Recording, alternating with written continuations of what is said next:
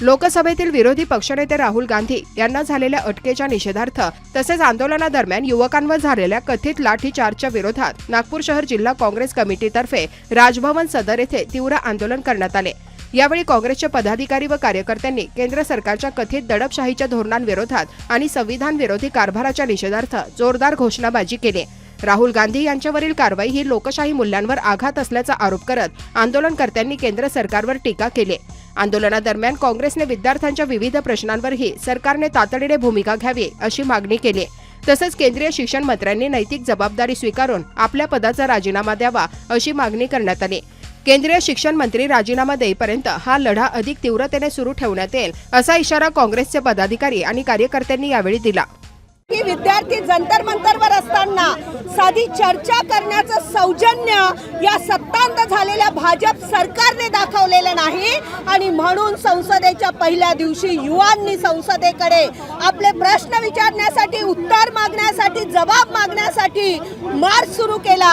परंतु त्यांच्यावर ज्याप्रमाणे अन्याय करण्यात आला, मुलींना असॉल्ट करण्यात आलं, त्यांच्या गुप्तांगणावर लाठी मारण्यात आली, युवांना विनाकारण त्यांना मरेतोर मारण्यात आलं आणि अशा प्रकारे इंग्रजांपेक्षा देखील, जनरल डायर पेक्षा देखील हे जे बदतर सरकार आहे त्या सरकारचा निषेध करण्यासाठी प्रत्येक काँग्रेसचा एक एक शिपाई आज खऱ्या अर्थाने रस्त्यावर उतरलेला आहे। आपण पाहिलं असणार की हा देश आजपर्यंत परमपूज्य डॉक्टर बाबासाहेब आंबेडकर आणि राष्ट्रपिता महात्मा गांधीजी यांच्या मार्गावर चालणारा देश होता।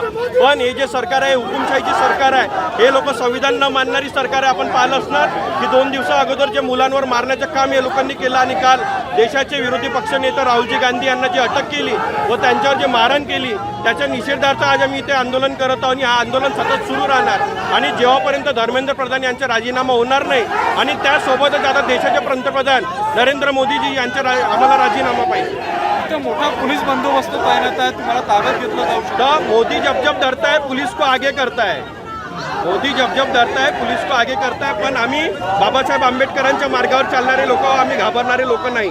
इनका जाहिर राष्ट्रीय कांग्रेस प्रदेश के तरफ से आदरणीय केदार साहब के नेतृत्व में हम उनका जाहिर सरकार का निषेध करते हैं और सरकार से ये हम सभी जन मानव है ये आदेश देते हैं कि ये आपकी हुकुमशाही बंद करो और युवाओं को, सर्वसामान्य को उनका हक, उनको न्याय आज मिलना चाहिए और इसी आक्रोश पे सर्वसामान्य वर्ग आज डट के खड़ा है। आपके पति भी कल आंदोलन में दिल्ली में सहभागी हुए? जी हाँ, श्याम कुमार बर्वे, रामटेक लोकसभा सांसद, कल राहुल गांधी जी के साथ में डट के खड़े थे। हम लोगों का कर्तव्य है कि जिन लोगों ने, जिन जनताओं ने आज हमें वोट देके चुन के लाया है, आज उनके साथ में हम डट के खड़े रहना चाहिए था। इसलिए आज श्याम कुमार बर्वे राहुल गांधी जी के साथ में कल थे।